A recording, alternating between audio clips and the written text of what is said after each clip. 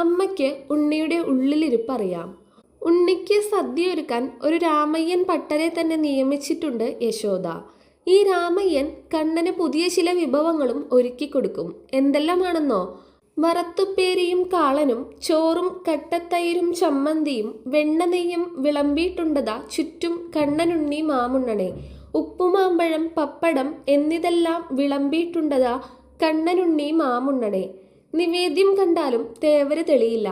അപ്പോൾ യശോദ കണ്ണന്റെ കൂട്ടുകാരെയൊക്കെ സൂത്രം പറഞ്ഞ് പൊന്നിൻ കിണ്ണവും കൊടുത്ത് പിടിച്ചിരുത്തും.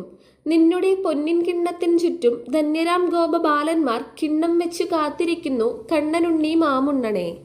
അത് കണ്ടാൽ കണ്ണനും ഓടി വന്ന് അവരുടെ നടുക്കിരിക്കും.